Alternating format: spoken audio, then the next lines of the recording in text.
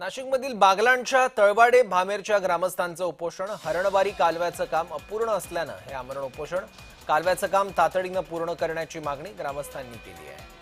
कालव्याच्या कामात गैरव्यवहार झाल्याचा आरोप उपोषणकर्त्यांनी केलाय। आंदोलकांनी जोरदार घोषणाबाजी केली आहे। मागणी मान्य होत नाही तोपर्यंत उपोषण सुरू ठेवण्याचा निर्धार ग्रामस्थांनी केलाय। या आंदोलन स्थळावरून आढावा घेत आंदोलकांसोबत संवाद साधलाय आमचे प्रतिनिधी संतोष खताळी। पाहूया।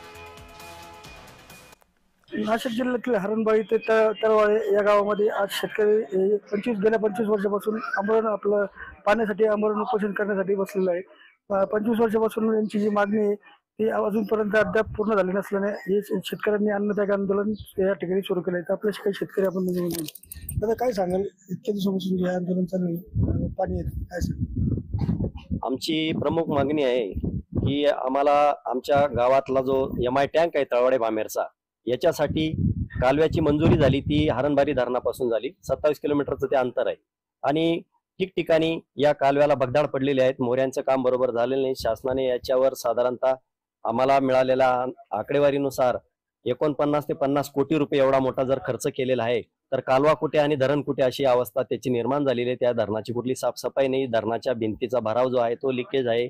त्या 2 वर्षापूर्वी धरण काही फोडून आम्हाला पाणी काढून द्यावं लागलं आणि अशी एकंदर जी स्थिती आहे, या स्थितीला हे शासन प्रशासन आणि स्थानिक आमदार खासदार जरी म्हटलं तरी वावगं ठरणार नाही। हे सर्व लोक दोषी आहेत।